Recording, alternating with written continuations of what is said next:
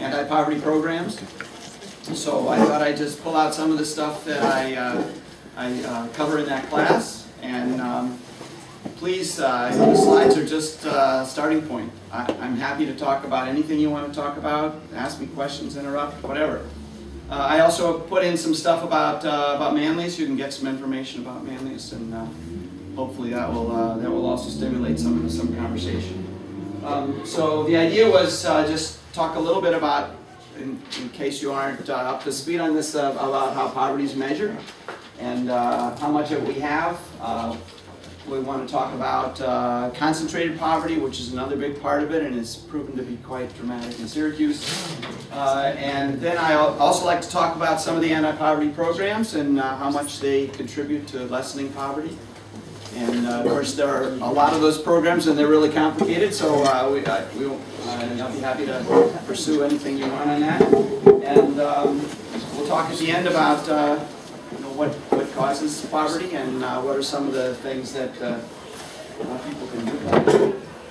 So the starting point is a little table here that has the poverty rate, the poverty threshold. The poverty threshold is what the government calculates, and as we go through, we'll talk a little bit more about this. Calculates for the level of income that indicates poverty status. So this is a single parent with 2 kids. The number is a little over $19,000.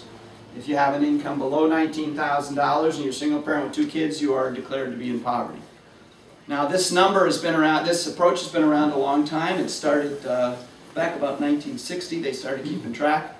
It started out as the cost of a nutritious budget, a nutritious diet times 3.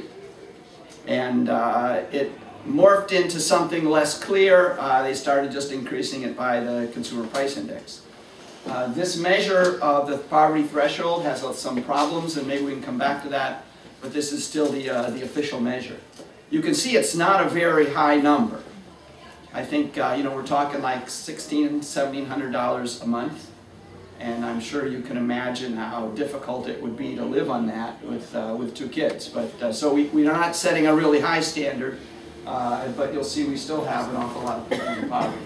Earned income? Excuse me? Earned income or what kind of income? Well, that actually is a little complicated to answer because they're all different kinds of income. The official measure has all cash income. So that includes a payment that you receive from the government in cash. It does not include a payment that is received in kind, like Medicaid. So I'll come back. Maybe we can come back to that a little bit later. But it's all of your cash income. It was assumed food only, no housing. Yeah, the original one was food times 3 under the idea that at that time, when the measure was devised, food was about 1/3 of the budget. Food is a lot less than 1/3 of the budget now, and that's another reason why.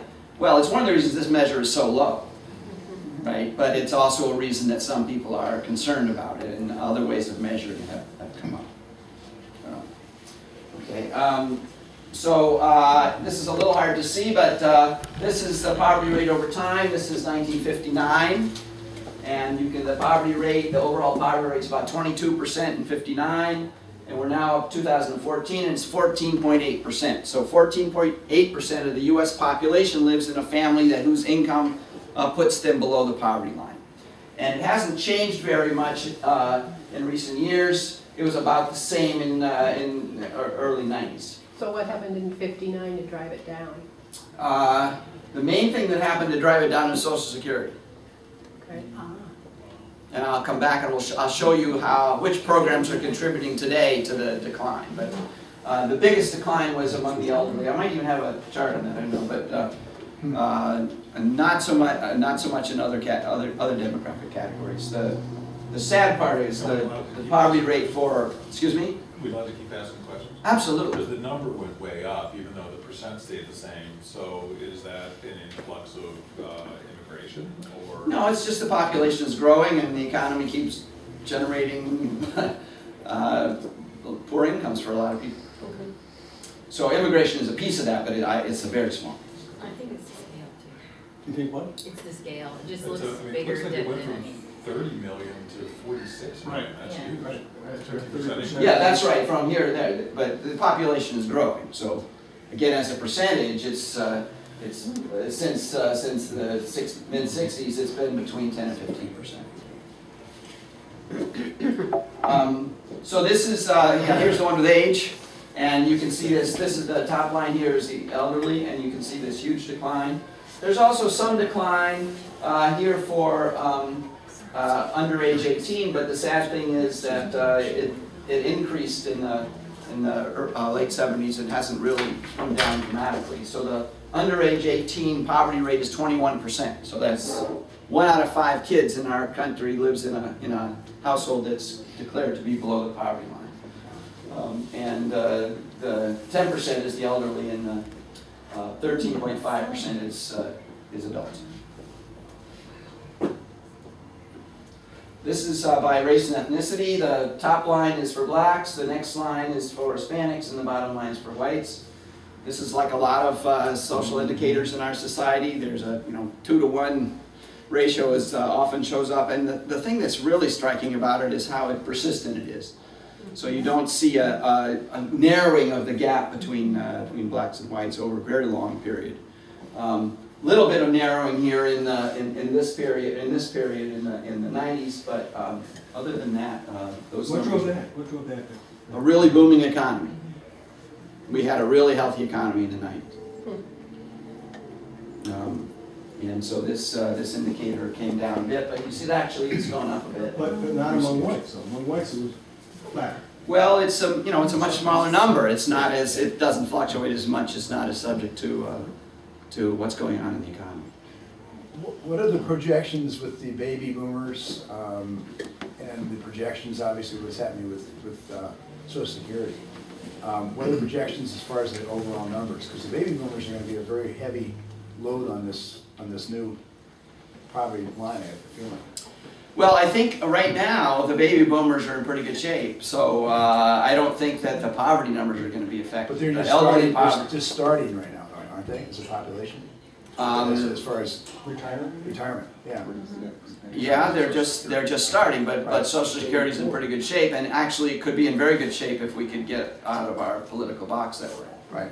It's not really a threatened program if people had their heads on straight, but it may end up being threatened, and then we may have a problem. That's a big if. Well, yeah, well, you may be right. But I don't think campaign buttons today. I don't think we're going to run into a issue of a big increase in elderly poverty. Okay. I would be very surprised, but many things have surprised me in recent years when it comes. But a lot of them are living on Social Security only, and that's almost poverty. How can you? I mean, you're talking about what, 25,000 a year? Not even that. But if it's a couple, that's probably above poverty. So that's probably above poverty for an elderly couple. Okay. Yeah, close, right? You're right. It's very You're close. So we're not talking, we're not talking about generous income. Right. Okay. So now, one thing that happens with the poverty measures is that there's a lot of geographic variation. And this is one of the main reasons why they've come up with a second measure. And you can now get this in all the official documents. It's called the supplementary poverty measure. And it comes back to the income issue. The supplemental measure has all income in it, including food stamps, which is an in-kind program, and Medicare and Medicaid and housing assistance, all that is in there. But it also has work expenses, which are not in the standard measure. So if you have child care expenses or transportation expenses, they're not counted in the usual measure, but they're counted in this one. And the supplemental measure, that's the bottom part here, the supplemental measure has an adjustment for the cost of housing, which turns out to make quite a lot of difference. So in the standard measure, you can see that the inside principal central cities are almost up to 19%. And it goes up a couple more points if you use the supplemental measure. And the rural measures are also affected. So outside MSAs, the measure is 16.5% with the traditional measure, but that really exaggerates poverty because the cost of housing is very low in rural areas. So this measure goes down to 12.8% when you account for that. So there is variation. The big cities are the places where more poor people live, particularly when you account for the cost of housing. But there's still plenty of poverty, even with low cost of housing in rural areas. So it's funny how in policy sometimes measures just get a life of their own, and poverty has been like that. It's everybody knows it's a poor measure, but it's hard to agree on how to fix it. And this came out of a major effort by a whole bunch of social scientists to come up with a way of doing it. And it's still not perfect, but it's I would much prefer the supplemental measure. I don't know if we're ever going to move to it. And one of the reasons is politics, because if you have a measure that says there's more poverty in cities and less in rural areas, that's a very political statement. So I don't know if we'll get away from that or not, but I think you got to be careful. There are often articles in the newspaper that say our big problem is rural poverty. Well, it really isn't. It's not that that isn't a problem, but it's not nearly as big a problem as city poverty. Only 19% of people live outside major cities, so in America, so 80% are in some sort of major city. In the urban area, right? Wow. What's MSA? Sorry. Sorry? The acronym. What is it? Outside MSA. No, what is MSA? Oh, a metropolitan statistical area. It's the census term for an urban area. Right. We're in the Syracuse MSA right now. Sorry. This has got a lot on this slide. Let me talk a little bit about the programs. I don't know, you probably can't read this, but the three biggest programs for combating poverty are the Supplemental Nutritional Income Program, SNAP, which used to be called food stamps. And it's proven to be extremely important in the last recession because it's much more responsive to conditions than some of the other programs. And the SNAP program, if you have low income, you can get a coupon that you can take to the grocery store and buy food. The second program, which is about the same scale right now as SNAP, is the Earned Income Tax Credit. And this is a supplement to your wages if you're a low-wage worker through the income tax. So if you earn $1 at the highest rate, you get $1.40 because you got a 40% supplement from the federal government. So you have to have a job and you have to be working to get the supplement. And then the supplement phases out at a certain point. So it's only for people at the very bottom of the distribution, but it's a very large program. If you don't have, if you're not paying taxes, you actually get money back from the federal government. So it's a program that's become extremely important, and it's been the most popular of the programs over the last couple of decades. Although we're fighting about that one now too, but it's gotten pretty bipartisan support in general for the last 20 or 30 years. It's been around since the Ford administration and has grown enormously since then. The third program is called Temporary Assistance to Needy Families, and this is the controversial one. It's the descendant of the Aid to Families of Dependent Children, AFDC, which was implemented in the 30s. And had been around for a very long time, and as probably a lot of you know because it's been in the papers lately, but in 1996 the Republican Congress passed and President Clinton signed a reform that transformed from AFDC to TANF. And the biggest thing about TANF is that it has time limits. So if you are a mother with children, you have at most 5 years of benefits, and then you're cut off. You can't get benefits anymore. And the thing is, it's not just TANF benefits, it's any federal benefits. So if you are in a housing program for 5 years, then you lose your TANF, even if you haven't been getting TANF for those 5 years. So it's actually quite a big change. It also has work requirements that are quite stringent. They're not 100% requirement, but if the state doesn't have enough of its TANF recipients working, then it suffers a severe financial penalty. And individuals who are given an opportunity to take a job or who have job search possibilities and refuse to do them will lose their benefits. So it's become a much, much harsher program. And the participation rate has really plummeted. So two things have plummeted. One is the number of people who are eligible has plummeted because of the time limits and the work requirements. But also the number of people who are eligible who participate has plummeted. And that's partly because it's so incredibly complicated. And it's partly because people don't want to use up their 5 years right away. They want to bank them in case they really need them in the future. So I have a couple charts here that show some of this stuff. Here's a chart that has, again, it's a little hard to read, so let me point out what's going on here. This is a really clever chart that has a household income on this axis and the income received from federal programs on this axis. And these two programs, this is housing assistance, is gray, and this one is TANF. And they're not entitlements. They're not entitlements. One of the things about TANF that also changed, which is at least philosophically maybe the biggest change. Before 1996, if you were a single parent and your income was low enough, you were entitled to TANF. The federal government promised to give you the supplement TANF. In 1996, they said, well, we're going to give the states a certain amount of money. And when they use up that money, we're done. So if you have a recession and the state runs out of money in September, there's no legal obligation to pay a poor mother past September. Now, most of the states ease that a little bit, but some of the states actually make things harsher. There was something in the paper recently. Arizona is moving to having a 1-year time limit, which they're allowed to do, which is, you know, a real big change in the program. So TANF and housing assistance are not entitlements. So only about a quarter of the people who are eligible for housing assistance actually get it. It's never been an entitlement. TANF used to be an entitlement, and now it's not. And then this is Medicaid, the dark blue. This gray is food stamp SNAP. Then this part at the bottom is the earned income tax credit.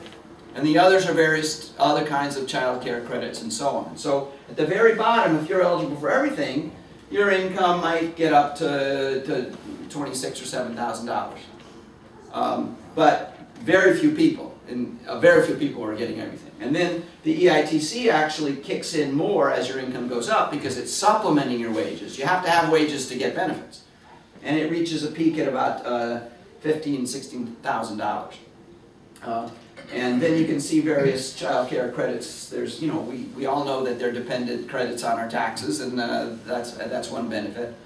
They actually phase out eventually too. But and this is a health program, the CHIP program, which is a supplement for low-income people in the health field. And this is Medicaid, which of course is a very important program. So you can see we have a lot of different things going on, and they all have complicated requirements.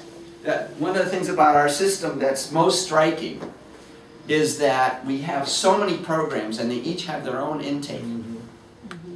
So the complexity of getting assistance is just amazing. And these are people who are not, you know, they're not on top of things and they're expected to negotiate this. I heard something at a talk the other day at Maxwell. Apparently a company came up with some software that allowed a state to get everybody into every program through one intake. Really? So the program would do all this. And Congress passed a law outlawing it. And I don't know the politics behind that. I can't explain it, but we're not doing that. So we're not doing it. Now there's another thing about this incredible complexity that's also incredibly powerful. Almost all of these programs have tax rates associated with them. Now they're not literally tax rates, they're called benefit reduction rates. So if you earn $1 of income, you lose maybe 50% of your 50 cents of your benefit. Now that's not true with the earned income tax credit at the beginning, but it's actually true with the earned income tax credit here. Your benefits are phasing out, that's like a higher tax rate. So all these programs have tax rates and they're a hodgepodge, they're not coordinated. They're cumulative. And so you can have people at the bottom of the income distribution facing marginal tax rates of 50, 60, 70, 80%. At the bottom of the income distribution. So we complain about a 39.6% tax rate for rich guys. Well, you know, that's a low tax rate in this society. So it's kind of a crazy thing. And, you know, each of these programs has its own political constituency. Each has its own bureaucracy that's running it, and coordinating all that and having an overview of how it hits people has proven to be very, very difficult. You know, I don't have I don't think I had pulled a chart on the tax rates, but several people have calculated the marginal tax rates. Without the EITC, it would be a disaster, but this is a 40% negative tax rate, so that eases the burden at the bottom, but there still can be people who face extremely high tax rates. How's raising the low rate to 15% and going to affect these curves? Well, actually, the income tax doesn't really kick in till quite a ways up. Right. So it's not. It would affect a little bit up here, but not at the very bottom. So raising the lowest rate to 15% now is not going to. Well, it won't hurt the very poor. It'll hurt the near poor Right. a little bit. But Okay. now there's an interesting thing about these tax rates. The tax rates are high not just to be punitive. There's actually a logical complexity in here that is kind of intriguing. So, and actually the AFTC program, for most of its history, had a 100% tax rate. That means if you earned $1, you lost $1. Now, that didn't kick in until you earned a little bit. There's called a set aside. You could earn a little amount and then the tax. Now, why did they do that? They didn't do that so much to be punitive. They did that because if you lower the tax rate, you raise the point, that you raise the income at which people lose benefits. So you bring in more people. And when you bring in more people, they're not getting a lot. The people at the top are just getting a little bit, but they're getting something. You bring in more people, you raise the cost of the program. So if you raise the cost of the program, you don't have as much money to spend to the people who really need it. So a high tax rate allows you to focus the benefits on the people who really need it. And that's a tough trade-off. And the one thing you can say about the 1996 reform, it was very harsh. But it led to lower tax rates because people realized that you can't encourage people to work and have them face 100% tax rates. So this is a tug of war that's kind of based on the logic of the problem, not so much on the politics. If you lower the tax rate, then you raise the cost of the program and you can't help the people at the bottom so much. And but if you lower the tax rate, you encourage people to work, which eases the political problem and also does something good for people. Giving them opportunities to work is a good thing. So it's a very complicated tangle of things that we haven't built into these programs. What would you like to pursue there? I'd like to see that slide plotted differently, because you've got one axis, wages, right? Then you got benefits on the other side. If you were to sum them together, you'd see big drop-offs at 29,000 and another big drop-off at 50, right? Right. It'd be pretty flat, Right. 27-ish, and it'd just be an interesting view of the same data. Is it still based on 2 children, these numbers you're giving us? Right, that's the standard? Single adult with 2 children. Yeah, it's a single parent with 2 children, yes. Okay. And it I actually read is, the fine living in print. it's actually a particular state he picked just because states can vary the parameters of the program. So New York actually is pretty generous on TANF, and it doesn't, it supplements, so the work requirement, the time limits are not quite so severe in New York. The so. state supplements. Right, the state supplements the federal benefits. In other states, the state, like in Arizona, I was telling you, the state makes more harsh the parameters of the program. What else? I have a question. There used to be a WIC program for young mothers and infants. Is that still in place, or is that rolling the SNAP? Where is that? That's in SNAP. Isn't it, WIC? It's I'm not sure, it's to tell you the truth. I thought it was rolled into SNAP. I think you're right. Women, infants, and children, you got formula, milk, That maybe that. and I think they put that into SNAP. When states act differently, does it actually get people moving, or is it just so complex that nobody really understands it anyway? So there is a question that a lot of people have asked, which is if you are a really generous state, do you attract people to your benefits? And there have been quite a few studies of that, and there is a small, very small effect in that direction, but it's very small. Is it just because the complexity is so much that, hey, let's go to Minnesota, they don't know that, or it's because it's Minnesota?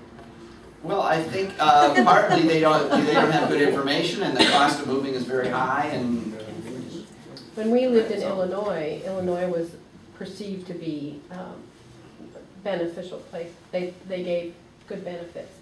And that became public, and within 5 years, they pulled back on all the support. Nothing changed. People well, New didn't York leave. hasn't experienced a big influx. People didn't Relatively leave. generous, yeah. But they didn't want to be known as a, come live with us state, right? Yeah, I think it's perception versus reality. I do too. Yeah. Is Arizona the worst? I wouldn't want to go there, I don't know. I don't know about anybody else who has a 1-year time limit, but there are a lot of parameters here to mess with, so. The amount of income they can vary, the work requirements they can vary, so. Is this a good idea that it's state by state? Well,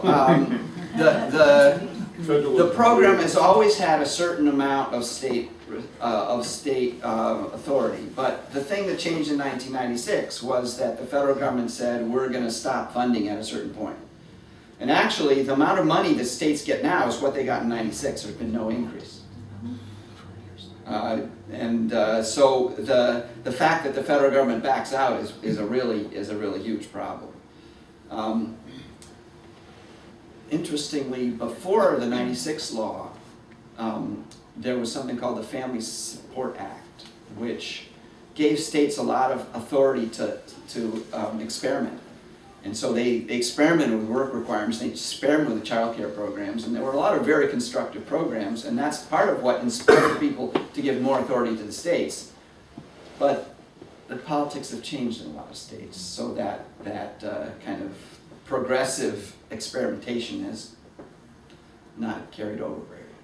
So is there any measure of which of these programs help actually reduce poverty, help Yes, people come out? yes. Come out? I will give you a chart on that in just a minute. Yay. How does an individual negotiate this? I mean, someone who's not very well educated. I mean, I had enough time with Medicaid care. And this is much more complicated than that. And I don't know how's an individual negotiate this? They don't. Well, that's a big reason why the participation rates have just plummeted in TANF. It's very hard. Now, there's some states that have worked very hard to set up, intake centers Are and there so on. advocacy programs that allow somebody? Community education. Yeah. There are lots of nonprofits that get involved in this. In do Akron, we have we had a something available in nonprofit Syracuse that helps where we people would send negotiate this? everybody and they would help people through the forms and the process and everything they were eligible for so that it would maximize their benefits. But it was a nonprofit that did that. Yeah, I don't know the nonprofits that do that. But you're talking of layers of bureaucracy here that you gotta negotiate. And that's, And many different bureaucracies, right? wow. When Congress voted to reject the notion of having a single point of input to the system, what was the majority's reason for? I don't know the story. I just heard this the other day in a talk, and he didn't give the story. So Gee, I wonder hopefully I'm going to be able to track that down. Was it because of loss of jobs and a bloated bureaucracy? Well, I don't know. Congress is not exactly the friend of the bureaucracy these days, so I'm not sure Depends why. on whose bureaucracy we're talking about. Well, sure, to some degree. Yeah. So, Johnny, have there been long-term positive effects from the requirement of work in '96? okay, so that's a really good question, and it's a little bit been in the news lately because of some things that former President Clinton said. But when the work requirement went into place, it was in a boom time. And in the 6 or 8 years right after '96, the incomes of single mothers went up, and a lot of them went back to work, and a lot of them got out of TANF, and people were very excited about the possibility. They did have much stronger incentives to work, and some of those were positive incentives. They were more rewarded, and some of them were negative. You'll lose your assistance, but it got people back to work. When the recession hit, all that good news pretty much went away, and the number of women who were able to work went way down. So it's kind of not built into the logic of the law to account for the state of the economy, and so there was a big decline in work and in incomes, and so people, there's a fight about how bad it was.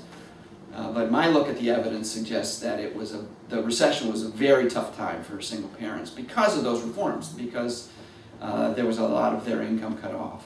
One other thing that's happened in our society recently is that, over the last couple of decades, is that the share of adults working has been going down. And you may have seen in the news, we recently had a pretty good employment report. And one of the reasons that scholars were excited about that report was people, not just more people working, but people getting back into the workforce and looking for jobs.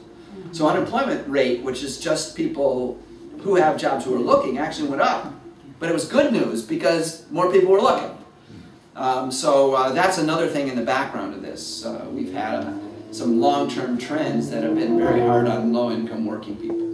And that's, these programs engage that because the people we're talking about are ones that are thrown into that low-wage market.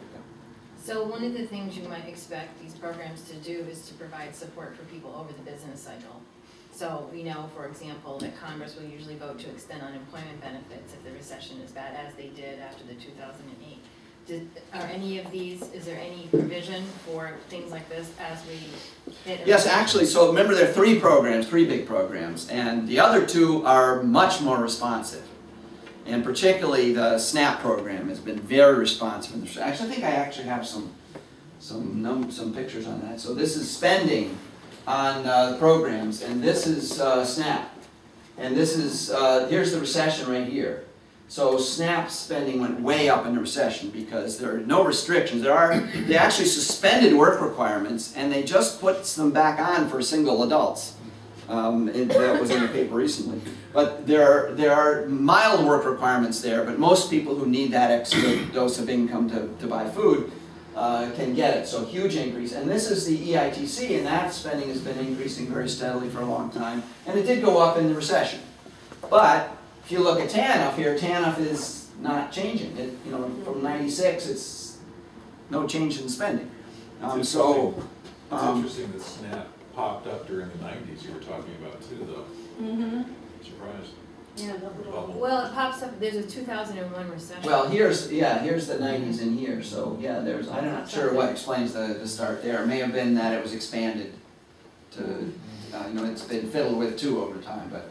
But see, this is very responsive. So if it were just up to TANF, it would have been a disaster. Yeah. Right, but these other two programs were much more responsive. If you would sum those all together, it doesn't look sustainable, does it? I mean, it's a taxpayer. I mean, if you sum all those together, and you would see a rather dramatic increase since the 2008 time, right? Very dramatic. Because the economy doesn't remain in recession forever. Yeah, so yeah, by here it's not in recession, so they're leveling off. But, our society always fights about how much to spend on these things. It's absolutely nothing compared to defense. Absolutely nothing. It's $1 billion. Who said anything about defense? Well, I mean, you have to compare it, right? Because that's what our taxes go to. Yeah, you look at the pie chart. It's not that we can't afford it, it's just that we may defense. not politically want to do it. Well, another thing on TANF, which is how much, so a lot of people talk about welfare, and I would say if you're a guy, you can forget it, right? So what is the gender's kind of breakdown on TANF? How much is that a program for women with children? Because you're talking single parent with 2 children. Almost exclusive. So TANF is for women. Well, food stamps is for families too. There are food stamps for single people, but they're very small. My point is the one for women doesn't change at all. Right. So there's no constituent, it's kind of like you're Right. the bad person who had children. Well, I'm sorry, I think it's gendered, I do. Yeah, or you're widowed, or someone left. Yeah. I just can't imagine the conversations at home. Well, I think the food stamps is also gendered to some degree, but not as much. That's absolutely right. And the EITC is not. It's all families with children get the EITC. Any worker, regardless of Right, if they're working. Right. And actually, single people also get the EITC, but it's very, very small. The supplement rate is much, much smaller. It's not 40% like it is for single parents. So if you're a single dad, you get nothing from SNAP? You're Yeah. single dad with No, SNAP, no, right? it's but there aren't many. It's formally gender neutral, but there are a lot more single mothers than there are single fathers. Sure. John, I have one other question.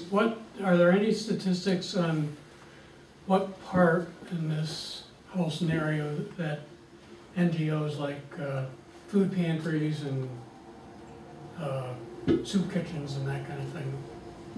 What part do they? That's a great question. I haven't come across any aggregate statistics on that. My impression is that they're pretty small in percentage terms, but boy, are they important for certain individuals. And so I'm gonna do some Googling and see if I can come up with something, because I'd like to know the answer to that question, but I don't. So these are participation rates, and you can see the EITC has been going up. For some reason, SNAP doesn't go up as much as you'd think from those other numbers. So I'm not quite sure the whole story there. The next picture is the striking one. This is the participation rate in TANF. And when TANF was implemented, it was like 80%. And now these are people who are eligible, right? These are not people who are ruled out because they hit the 5-year limit. These are people who are eligible. And the participation rate now is down like 30%. Do you know why? Yeah, complexity. You know, and also reserving some of your 5-year limit in case you really need it later. So, and I haven't seen anybody break down those two explanations. But this is a pretty dramatic change in the setup. Yeah. The 5-year limit, is that a lifetime limit or a lifetime? Lifetime limit. Yeah. So if you hit 60 months, you will not get any more TANF unless your state gives you more. Your state can either shorten or lengthen that number. So if I'm a state who wants to save money, I can make it really complicated so fewer people sign up for it? Yeah. Or you can be like Arizona and limit it to 1 year. Right. Or both. So another thing about TANF is that the federal government allows TANF money. They just give a block grant to the state, and they allow the TANF money to be used for all kinds of things. Now, some of those we would applaud. Some of those are daycare, which is a very important problem. So they spend a lot of that money on daycare. They can't spend it on education and training, which is kind of amazing. But they can spend it on job search assistance. So the states have pulled more and more money out of the basic grant, you know, the actual income that goes to TANF, and put it into all these other programs. And different states have done that to a different degree, but that's another thing about this is, you know, states are looking for ways to solve other problems with TANF money. And some of those are fine. They're much in the spirit of TANF, but some others are not quite so much. So here's the answer, a good answer to the question about the impact of these programs. There's some other studies that, I might have another chart too, but this is the poverty rate without any government programs. Now obviously that's estimated, right? It's a scholar who has got detailed data on individuals and looks at their individual circumstance and adjusts it to take away the program.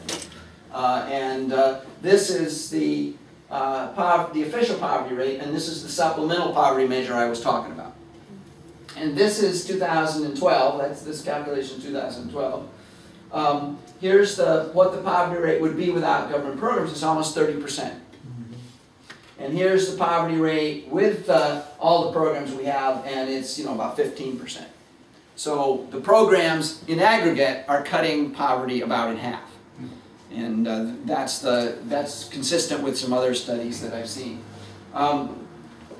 Here are some individual programs. Social Security is cutting that by 8.5 percentage points.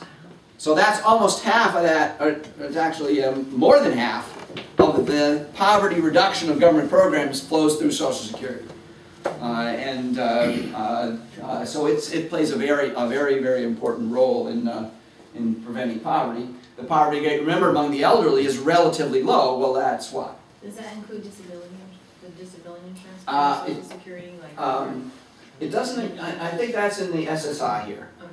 Yeah. So the SSI is additional Social Security payment for the very poor elderly and disabled. The EITC is 3 points. So the EITC, that's the wage supplements, also has a pretty big impact on poverty. And the others are a lot smaller. Here, SNAP is 1.6 points. The SSI is 1.1. Housing subsidies are 0.9. So again, it's the housing subsidies hold somebody's rent payments to 30% of their income, but we don't give housing supplements to very many people. We give them to about a quarter of the people who are eligible. Unemployment insurance plays a big role, and then TANF is only 0.2 points. So, you know, a fifth of a percentage point. It's not a very big contribution to the drop in poverty. That's again how much it's been cut. Here's the WIC program. Actually, is almost as big as TANF, and then there's an energy assistance. So those are the ones that are there. So programs do make a big impact. You know, a lot of people say, well, the poverty rate today is the same as it was in 90, which may be true, but the poverty rate would be a whole lot higher if we didn't have all these programs. Let's see if I have a... Okay. So, any other questions about the programs or contributions to poverty, or? Have there ever been discussions about, so, you know, what, 4 or 5 varied types of programs, taking a stance where you just have one program and allow the flexibility to meet those other needs, like you talked about the states, letting the states have? Well, I don't think there's ever been a realistic political conversation about that. And again, each of these programs has its own constituencies and its own complicated compromise. Right, you're parsing, it's being parsed, right? So in the 90s or whenever, housing became known as an issue, so they invented Section 8 and they start providing housing. But they cut that housing supplement off at like $27,000 if I read that graph right now. How can you find an apartment with these 2 children and not need income? All you have being supported now is your Medicaid for health care and your SNAP for your food. And maybe you've got a job, but you need a babysitter, so you probably don't have a job. It's a wonder how many people get by. Yeah. You know, and it's definitely a hodgepodge. Or teach or think about taking the government's employees and making them more global in their thought and application of these programs, rather than having 8 social workers to interact with. I only have 2 or 1, because that's really what happens. You know, you have to go to somebody for Medicaid, and then somebody else for SNAP, and somebody else for this. So I'm not an expert on Medicaid, but my understanding is Medicaid has been a little bit of a victim in all these changes, because it used to be that the way a kid had access to Medicaid was through AFDC. So if a mother was eligible for AFDC, then her kids were eligible for Medicaid. Then when they went to TANF, they said, we're going to keep the same eligibility standard. If you are eligible for AFDC, hypothetically, then your kid gets Medicaid. But, you know, after a few years, nobody remembers what made you eligible for AFDC. And so the Medicaid thing has been very difficult to implement. And a lot of kids who are supposed to get help through Medicaid don't get help. Now, the Affordable Care Act helps that because it gives other avenues, but then a lot of states don't want to use Medicaid as part of that. But a lot of states also took their Medicaid programs and they refined them. You know, they tried to make them managed care programs so that they could, you know, spend less of their dollars, or, you know. So there's a place for that. Some federal integration would really be helpful to get health care to kids. But I doubt that they'd ever do it. Well, right now we're not going. You know, it's not going to happen right now. I mean, again, with what is it, 19 states refusing large amounts of federal money on principle, right? Because they don't want the Medicaid expansion. I mean, that's one of the craziest political moves I can think of. It is. That punishes low-income kids. Statistically, they can prove that the states that took it have reduced their health care costs by, what, 30–35%? And improved their health care outcomes even more. Well, that's what they did in Ohio. Is originally there wasn't a lot of political will to take the money because of the attitude towards doing that. But they decided to do it anyway, and it's been highly beneficial for the state overall in terms of its own budgeting, which is what Kasich has been able to say, is that it's helped our state's finances to accept this money, and people get care. Seems like a win-win, but Yes. apparently not in the eyes of some people. Okay, so let's look at some numbers here. This is a chart I have for my class, and it has the largest cities, and it has the poverty rate in the central city. This is the official poverty rate, not the supplemental rate, so these numbers are too low. And we get down to Syracuse here. Now these numbers are a little different because one of them is from 2010, one's 2014. So the poverty rate in the city of Syracuse, the official poverty rate is 35%. We're number 2. That's right. The Detroit is a little bit higher That's here. another slide. That's the city of Syracuse within the city limits? That's just the city limits. The 35 is just the city limits. The town of Manlius has a poverty rate of 5%, so it's a pretty low poverty rate out here. And you can see, the cities vary a lot. Here we have a poverty rate of in Seattle of 11%, and in Detroit it's 36%. Cities vary enormously, but most of our big cities have, unfortunately high Is Rochester poverty rates. Rochester's not. This is the top 15 by population, so Rochester doesn't make that list. I think you just affirmative action Syracuse in there, right?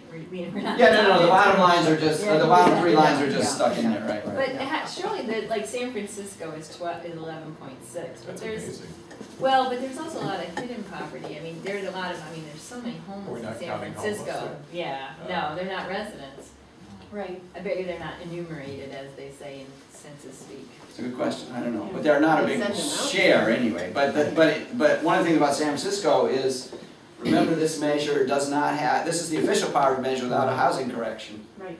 So if you had the cost of housing in there, that number would go up quite a lot, I expect. Well, and one thing to keep in mind is for a lot of these benefits, you have to be able to fill out paperwork saying you have a permanent address. So I know when I worked at St. Luke's Episcopal Church in downtown Atlanta, we had a mail room so that people could claim St. Luke's as their permanent address so they could get food stamps and unemployment, because with And no apply for a permanent job. address, right. They could have a resume that got sent to them at St. Luke's. And it was all for homeless people because they didn't have a permanent address, which rendered them unable to apply for a lot of the poverty benefits.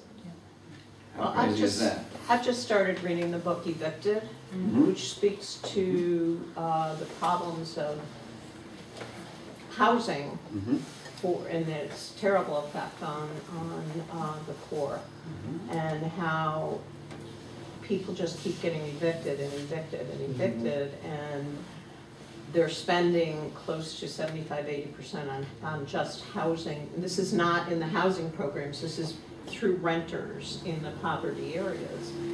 And I've just started the book, but it follows. So a majority of low-income households spend more than 50% of their income on housing alone.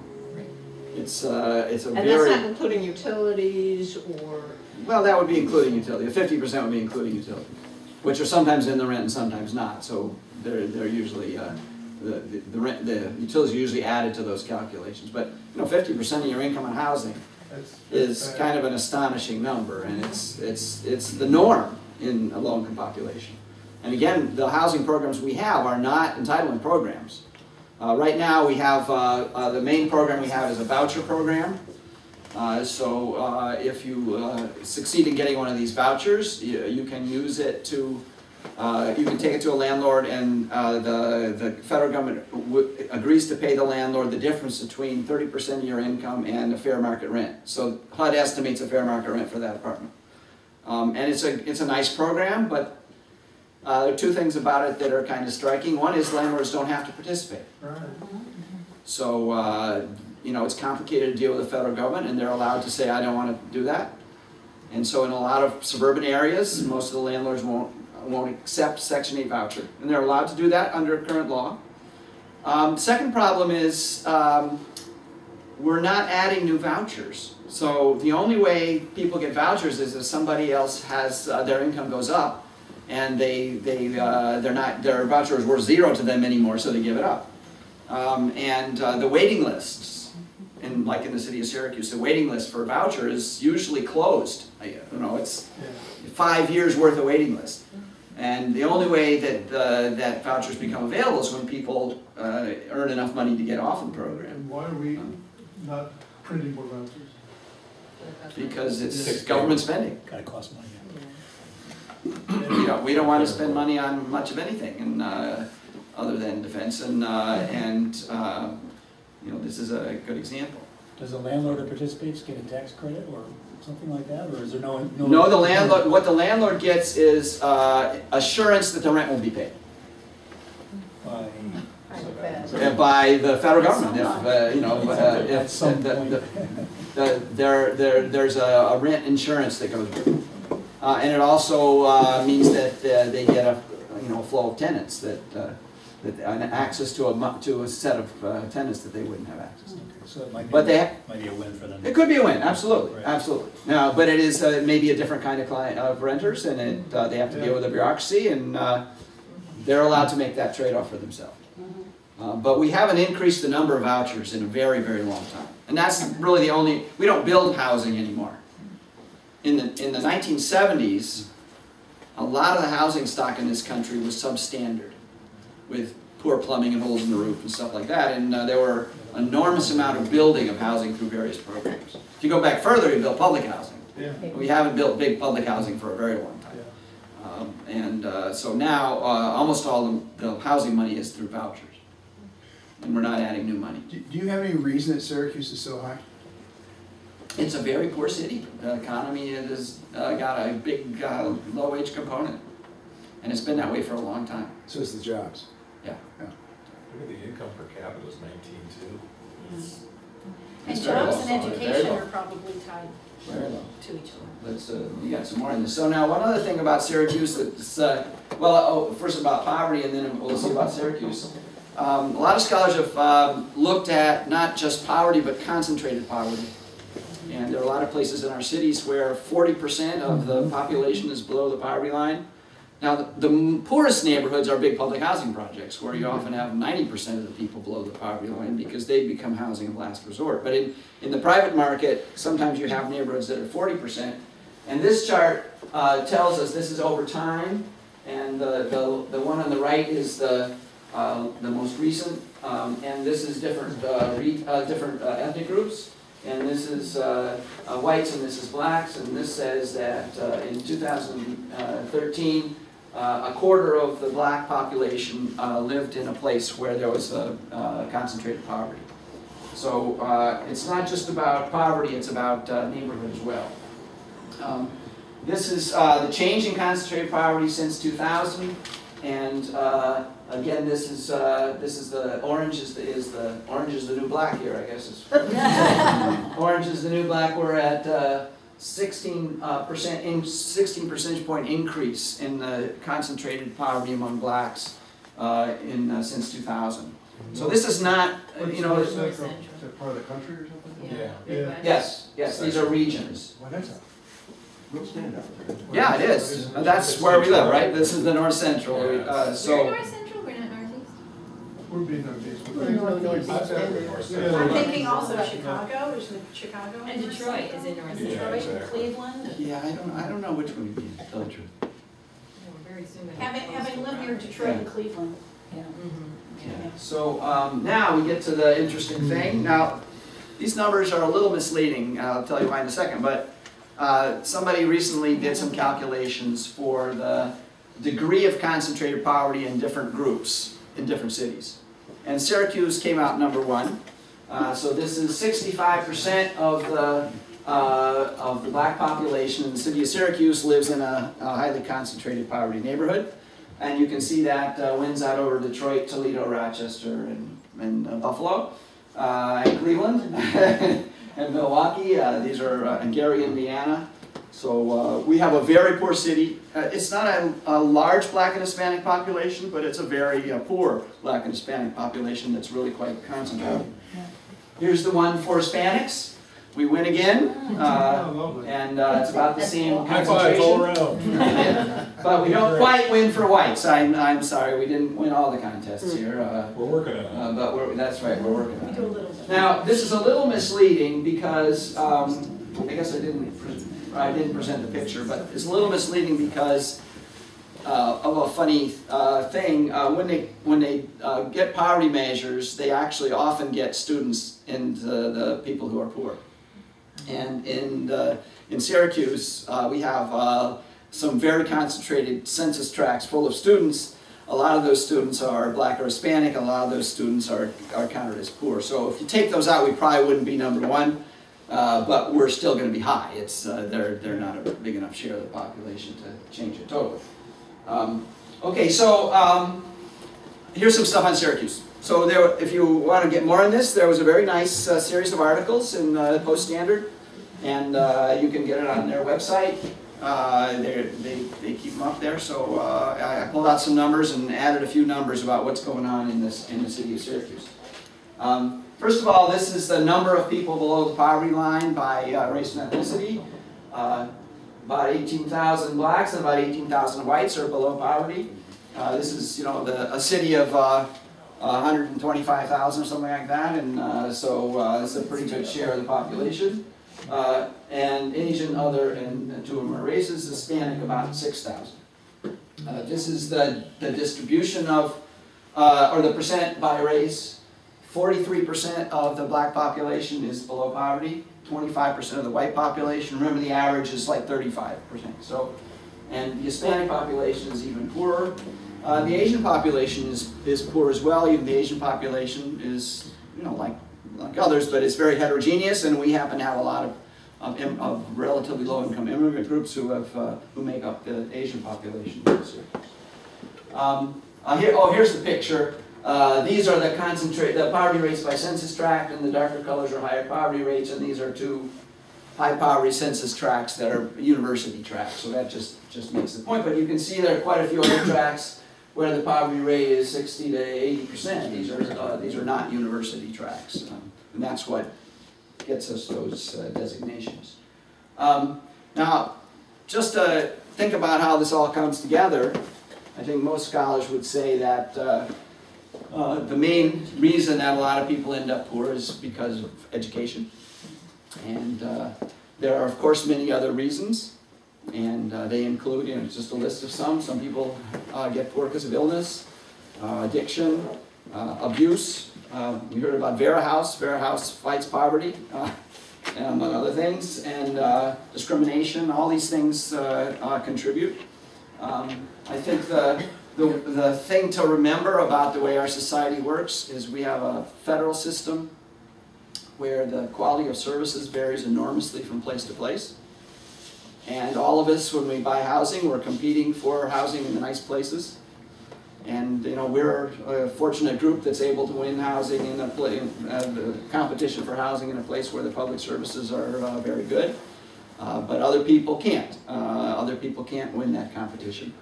And some people end up in places where the services are very poor.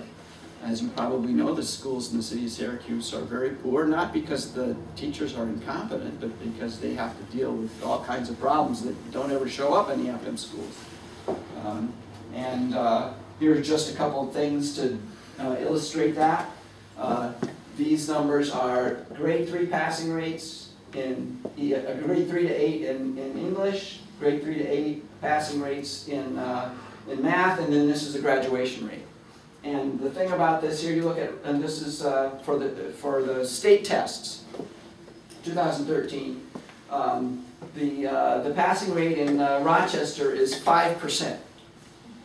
Wait, only 5% do pass? Right. In grade 3? This is 3 to 8. The average for grades 3 to 8. Wow. The passing rate in Syracuse is below 10%. Now, these were harsh tests, so it's not that there's a 100% passing rate in the good schools, but, you know, that's pretty astonishing. The rest of the state passing rate is about 33%. The graduation rate in the city of Rochester, Buffalo, and Syracuse is below 50%. Oh. So if you want one number to illustrate how challenging life is for kids who grow up in Syracuse, half of them don't graduate from high school. And if you don't graduate from high school, I'll give you some more numbers on this in a minute, you're in trouble in the labor market, and you're really in danger of falling into poverty. And FM, I think last year was like 92, 95. Our graduation rate is always in the 90s. Our graduation rate's high, but the year of those tests, we were about 88% and things on the years of those tests. Yeah, this was the first year of the really tougher tests. Yeah, because we were about 88%. And actually, I've looked at the 214. I didn't have a slide for that, but the 2014 numbers and the 2015 numbers are a little trickier to read because a lot of people opted out of the tests. The scary part is so they didn't opt out here. By third grade, the statistics show if you're not reading at grade level at third grade, you're on a real road downward. And that's why the city's doing all these buddy programs and everything to try to raise those kids up. But I can't put an exact statistic now, I've been out too long, but at third grade is the marker. The Diocese of Buffalo is doing great work through the Episcopal churches and some other partner churches there to do reading programs, reading camps through the summer when a lot of kids, because a lot of kids in poverty, when they're out of school for the summer, you know, everybody slides back, but a lot of suburbicans benefit from summer reading programs and books in the house and all. But they've been doing a lot of programs to enhance summer reading, and now they've started adding some summer math to go with the summer reading, which are aimed at changing the numbers in Buffalo. Yeah, and those programs cost money, which they don't have, which is part of the challenge. Right, but part of this is they're doing it through churches. Churches are trying to see what they can do to address poverty at, you know, start trying to get the root cause, which is, it's something people can do. So here's another number that kind of drives this home to me is this is the probability of being in poverty. Now there's the share of people who end up in poverty in each class. So if you don't graduate from high school, you got a 50-50 chance of being in poverty. As an adult. Only gets higher. Right? This is the city of Syracuse, right? And if you have a BA or higher, you got a 12% chance. So those are pretty, to me, those are pretty striking numbers, and it just reminds us how you know, kids need a good start, and if they don't get a good start, they got great challenges ahead of them. So you know, that's the place you start looking is at the education system. So you know, I don't know the answer to these things. You know, these are very hard issues. Just one thing that get us thinking a little bit. There was an amazing program that was described in a New York Times article recently, where in the city of Baltimore, which is a very distressed city with very low test scores and very low graduation rates, some people set up a program. It's called the Thread program, where about 5 or 6 adults promise to be support for a troubled kid. And now the kids have to apply. It's not a random kid. It's a kid that you think you might be able to help, but somebody who's from a poor family and maybe hasn't been doing too well. And they say, we'll help you 24 hours a day, and we will help you deal with financial crises, and apparently it's been quite an amazing success, and a lot of kids are rescued from really troubled circumstances, and of course the people who participate are changed. Now it's a huge commitment. These are people who are saying, you know, you call me at 1 o'clock and I will come to court. I mean whatever it is, you know, and but it was kind of an inspiring thing, and occasionally people can find ways that work for them. Another one would be the church is getting involved in summer reading. That's, you know, that's a great thing. One of the this whole issue of church reading and of third grade is, if there's one social science finding that has a very broad consensus, it's that early education is the key. And early education doesn't mean kindergarten; it means from the beginning, right? So reading to kids at a very early age can make an enormous difference. And I think there probably are other community programs that I haven't heard of that get involved in that. And so communities are finding different ways to do it, but it's tough. It's a very challenging problem, and we have a lot of complicated programs layered on top of it to make it even more challenging. I'm not trying to go back, but we looked at all of these poverty rates over time, but we looked at education as one boom, and it seems to be your biggest predictor. Do you have any information on education over time? Is it getting better or worse? It's pretty stuck. Just stuck, and it has been since 60s, or? I don't have data back that far, but for certainly for 20 or 30 years, at least in New York, which is what I know best. Yeah. And how long has Syracuse been at the, as high as we are with poverty rate? I mean, where did that, how far back do you know on that? I don't have a formal answer. My impression is it's been a long time. We've never had a booming economy, at least not in 30, 40 years. And we've had a significant amount of immigration that's mainly been low-income immigration, not so much high-income. It's not a huge share of the population, but it's I think it's a pretty long-standing problem. Now, there was a time when Syracuse was pretty prosperous. Well, that's what I'm wondering. Right, but I don't know when that break through. That's right. I have several colleagues, both in, well, one in the deepen program, and my friend who lives in, just moved to Youngstown, she's in a parish there now. And Youngstown has abysmal public education, just abysmal.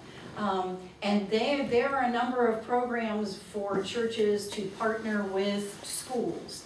And one of the things that Gail's congregation recently did last Christmas was they did a book drive, so that each of the kids in, I can't remember what grade it was, but I think it was third, was allowed to choose 3 books to take home.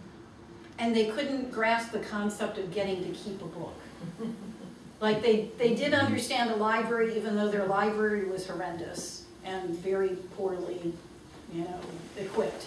But they couldn't understand that they got to keep the book, and they all cried when they did, and they chose one for themselves and one for each of their siblings, basically, so that everybody got a book. But just, they don't even, I mean, the idea of, for us not having books, just literally not even having them, and the supply in the classroom is sometimes not even there. But the difference that it can make to have a relationship with things that we take for granted with people who never get them can be huge. Yeah, that's a great story. Didn't Abundant Life build a library for one of the schools? The big mega church out on 41. Yeah. So to follow up on the New York case, you might be interested to know New York gives a lot more state aid for education to the poor districts, but it doesn't give enough. So it also gives a lot of state aid to districts that don't really need it. So it's kind of a crazy situation. A few years ago, there was, after a court case that you may know about, the Campaign for Fiscal Equity court case, the legislature passed a law that gave a lot more aid to the poorer districts. But then the recession came and they backed away from it. And they have really just inched a little way back toward that more generous formula. And they inched a little bit more this year, but they don't really want to do it. It's state aid is a political thing, and you have a legislature where every member, quite appropriately, is fighting for their own district. They're not taking a broad view. And I always found this very sad, because every kid we lose is a loss to the whole state. It's not just the loss to the kid. And we're losing a lot of kids. In Syracuse, 50% aren't graduating. That's just a tragedy for New York State. But boy, is that a hard message to get across. And we've been giving more aid to Syracuse than to Village of Manlius for a long time. But it's not nearly enough to compensate for the disadvantages that Syracuse faces. Do you know how many of those go on to get GEDs or anything? Not very many. What was the question? How many get high school equivalency degrees? And by the way, the labor economists tell us that GEDs don't help very much in the labor market. A GED is not equivalent to a high school degree in the labor market. Johnny, we haven't touched on this, but I'm just curious. Do you know how much mental health plays in the poverty, poor mental health, mental illness, in your numbers? I don't know. Do they ever pull that haven't out? seen the numbers. Well, I can only tell you that according to Deputy Wisby, Okay. a large number of people who belong to the mental health system are instead in the prison system because we don't have an adequate mental health system. So a large part of what they deal with in the jail and prison system is actually mental health issues. Yeah, it's the same in homeless population. There's a share of the homeless population that have mental issues, and True. you know, we don't force them into an institution. And, it's not a huge share of the population, but it's part of it. I think it's the same thing with addiction rehab. I think there's quite a, I'm not sure, but I think I read something in a paper about there not being adequate supply in New York, and New York was pretty good. Right. For people who want to get into rehab. Again, according to Officer Wisby, there's a significant waiting list to get into addiction rehab programs. Yeah, It's really Yeah. bad this Yeah. week, 'cause Oh, yeah. Krause Hospital has got a waiting list of thousands. Thousands, I thought it was hundreds, I've noticed that. It's terrible. So there are- describing that education failure rate, right? Is it family, lack of family? Is it? Well, I think. Is it some of these other things? I think the story that most scholars would tell is, first of all, we have a federal system that has sorting in it. We have different, rich people living out here and poor people living there, and then we have a school system where the income in the community has a dramatic effect on what happens in the schools. And so you have kids coming to school that have not had books, and they have parents who are maybe very stressed trying to make ends meet because they have to deal with this crazy system we've been talking about, and may face some of the problems that we've been talking about. And schools just are not able to overcome those disadvantages with the kind of funding they have, and with the lack of knowledge we have about how to do it. It's not as if we know exactly what to do if we just had the money. We know some things to do that would help a lot. But there are, for example, dropout prevention programs that have been quite successful in some places, but they cost money. And the city of Syracuse can barely put together what it has to do normally, let alone do extra programs. So I think that at that level we have a pretty good idea about what's going on. And, I was going to say, I think Jeff may be getting something, which is concentrated poverty also breeds social ills that make it hard for the teachers in the schools to do what they're supposed to do. Absolutely. For Absolutely. example, the high rates of acting out in the classroom, Absolutely. other issues that people who are teaching in the city have to deal with. So questions of counseling and discipline are issues that don't come up very often in the FM, if ever, in the FM schools, and they're day-to-day, the daily thing. And the health issues that go along with Health living in issues too. poverty. Absolutely. Kids with asthma, Absolutely. if you have asthma and you're in a household of poverty, you miss so many days of school. Right. And then you get to a point where it's impossible to make it up.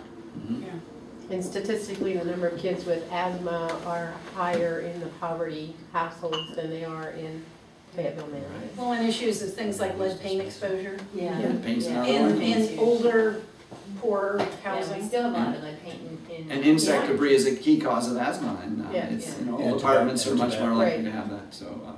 Well, the schools have them. I know a teacher takes her coat off and leaves it in her car because there's cockroaches in the teacher's closet. She's afraid to bring the cockroaches home. Oh. That's true. Rightfully so. That's what she told me. She takes her coat off and runs in. Now, one other thing that's a theme of some of these comments is there are a lot of nonprofits that make a contribution, and I can't measure the aggregate contribution, but there are a lot of good nonprofits in this area to get involved in. I've been involved with the Central New York Fair Housing for a very long time, and it's run by some very effective people who fight discrimination in housing, which sadly is still part of our society, and so it's another thing is think about participating in nonprofits. They need all the help they can get. A weird question. I don't know how to ask it, but have you ever seen a situation like Syracuse where someone has been able to come in and actually turn it around dramatically? A saved city, if you will. At the city level. Or city or country or anything. I don't know what the poverty rate is like in Pittsburgh, but I know Pittsburgh went through a real dive when the steel industry left, and they've had a sort of renaissance. Now, not everybody has benefited, especially with the recession, but from where they were to where they are has been a huge turnaround. But again, I don't know the details of the poverty information there. And we certainly don't have a set of steps that if you implement them, they will do the job. We have.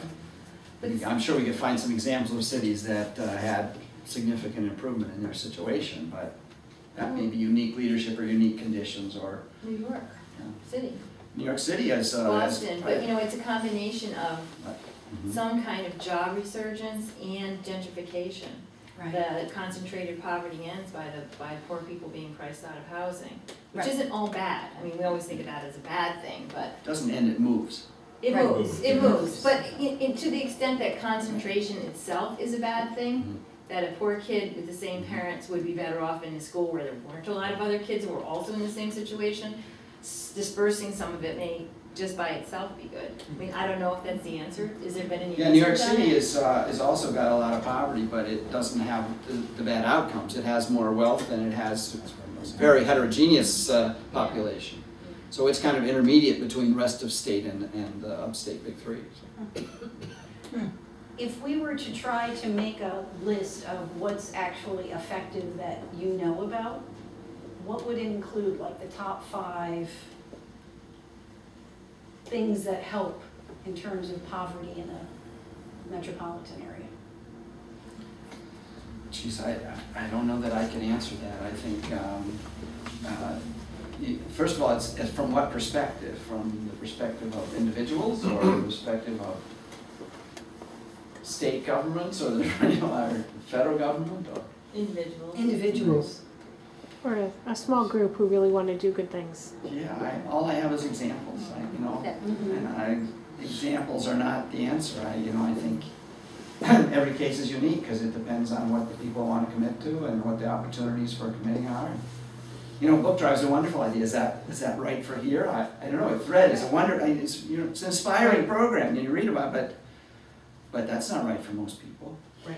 And there are lots of nonprofits to participate in, and some of us find opportunities to do that where we can make a little difference. And so I think those are the kinds of things to explore. But as to effectiveness or Right. I'm even thinking, if aiming at housing or education or something else are particularly effective areas to pay attention to, that's helpful to know instead of going, there's so much it can be completely overwhelming.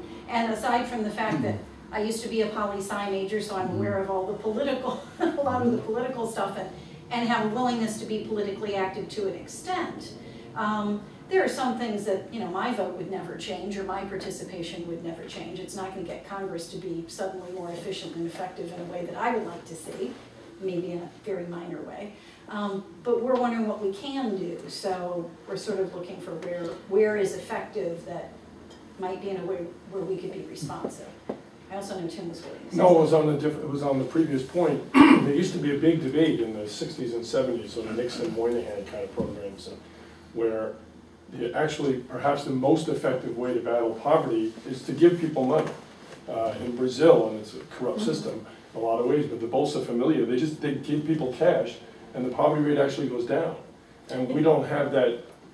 No. I mean, the politics of that are just, that's Well, that's the old AFTC model, right? The old AFTC model is you give certain types of needy people. And actually, they're less poor. It's almost Imagine that. No, but again, oddly that simple. Again, there is It's some like of that in what we're doing. Well, it doesn't necessarily follow the social ills we're talking about, but what was it called? The Family Assistance Program. I think Nixon was trying to push. And, it's been off the table for decades in the U.S. Nixon also pushed the negative income tax rate. Well, that's the EITC. Right. In the last meeting, there was a discussion of Utah, where they found it's cheaper to provide housing for people free of charge than to pay for them being in jail on welfare, and so they instituted a program. Actually, a lot of places have a Housing First homeless program. Right. I sent them a link on the Housing First Homeless program, because yes, it's more effective, more economical, but there's also that question of, do we want to control how people spend their money, or who deserves it, or who should get it, or what they do with it, or who should get a house? There's that whole question. Stephen Colbert raises it in a very sharp point, when he says basically that Jesus calls on us to give, to respond to the poor, whether they're deserving or not. And there's this question of us in our culture wanting to assess who deserves aid and who doesn't, and then how they get to use it. And the control mechanism might be getting in the way of it actually being effective. Well, Which in some ways is counterintuitive, because there's the, I don't want to give the addict money because I know what they'll do with it.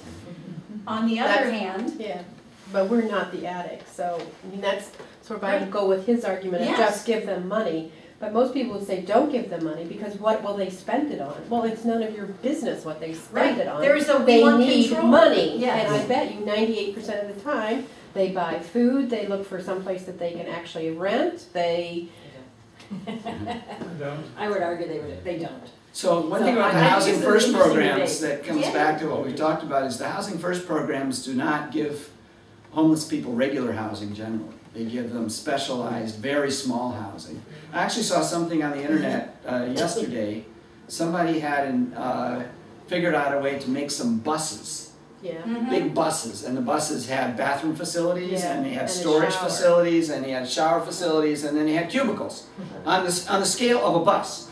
And there are a lot of other places that have single room occupancy hotels that they provide. And think about what happens if you provide really good housing for homeless people. Well, then a whole lot more people become homeless, because there are an awful lot of people out there who are living in a very tough circumstance. They're living with an abusive partner. They're living with parents who are trying to get rid of them. They, you know, and so that comes back to the fact that we don't supply housing to most of the people who need it. So you can't ignore that problem when you try to deal with the homeless problem. But most people don't want to live in a bus, right? So that's proven to be a very good solution in a lot of places. Provide some nice but very small housing for homeless people, and immediately get them into housing before you expect them to do anything, before you put them in treatment. It used to be, this comes back to something, it used to be, you don't get any services as a homeless person until you agree to have addiction counseling or psychological counseling, whatever you need. They don't do that now. They just say get them in housing and have a counselor nearby and try and find out what they really need and try and convince them to get it. Right. And it ends up saving money and is much more humane. Right. But it's only for a very specialized population. You know what percent of the U.S. is homeless?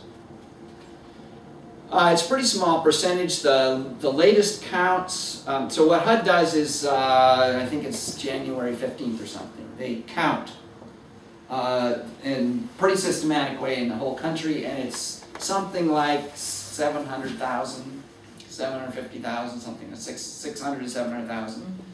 Now some of the advocates, and they go look under bridges. I mean, it's not just going to the shelters. Now some advocates think that's too low, but it's certainly less than a couple million.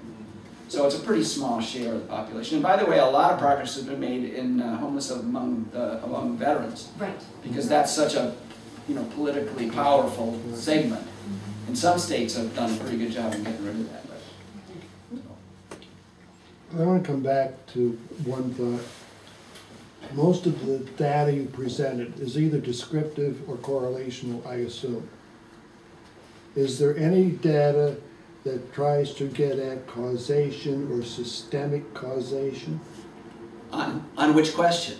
On what are the 3 or 5 or 30 systemic causations of why people are poor? We know lots of people who are poor live here. We know lots of people who are poor live there. We know they're black or white or green or yellow. We know There all are that pieces stuff. of that. So for example, there's an enormous amount of evidence that the quality of your preschool education has implications for your long-term earnings. Okay, and number one. And that's causal. That's the detailed causal. I would assume, okay, what's another one? Well, it's a really good question. I wish I had an article that kind of tried to, there probably is one, I just haven't come across it, that tried to parse that out. But I'm sure there are articles that look at consequences for health, health status, having an illness. There are probably quite a few others like that. The one I know best is the schooling one. I have the movie that I told you I'm ordering is called Unnatural Causes, and it's a long-term study that was done in Britain, and it shows the causation between poverty and illness. long, and. You know, they actually go back and they are jointly caused.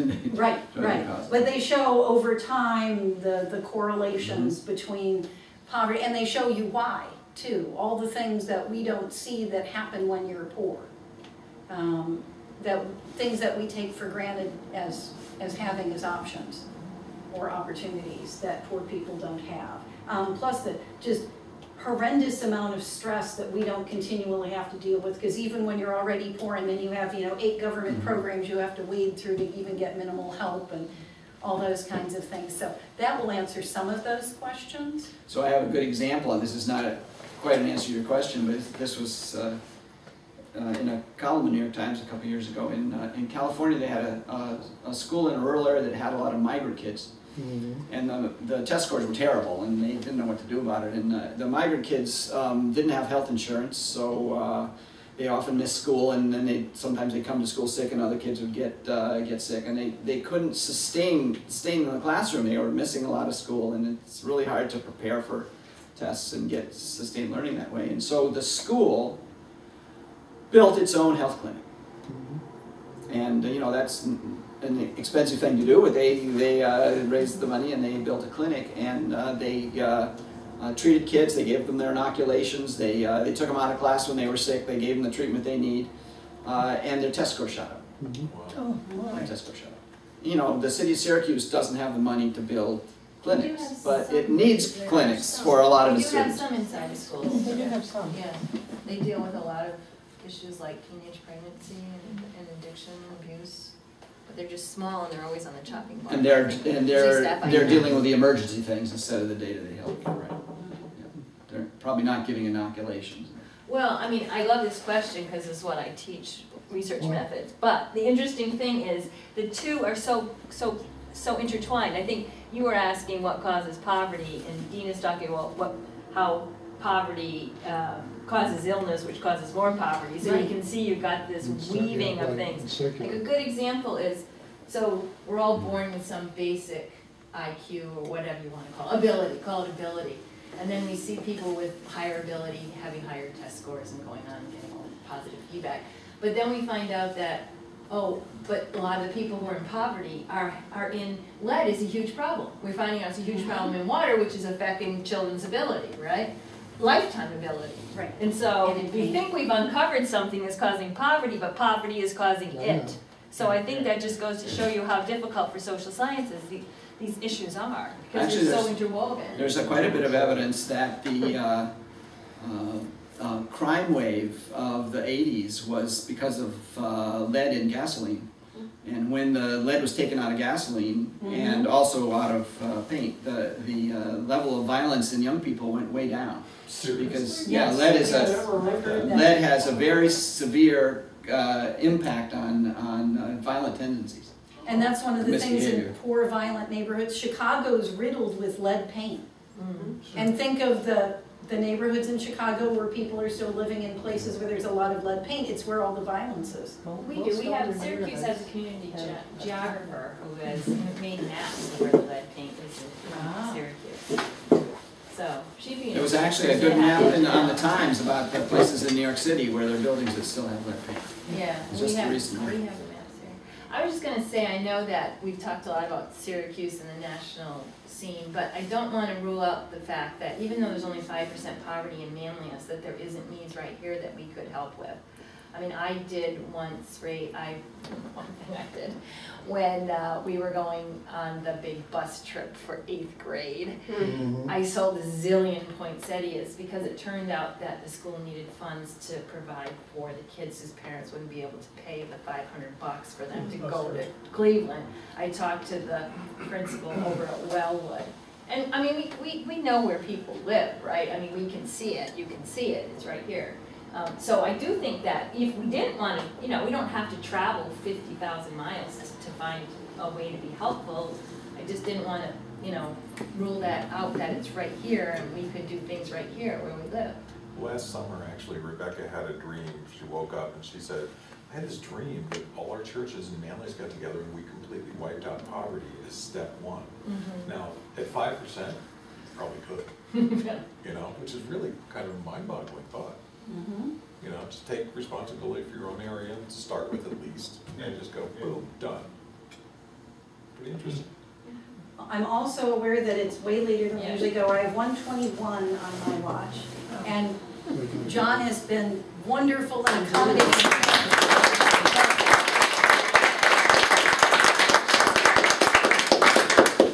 I will ask, I have your PowerPoints on my computer. Are you comfortable with us sharing these slides? Because this is your work, so I don't want to just, okay.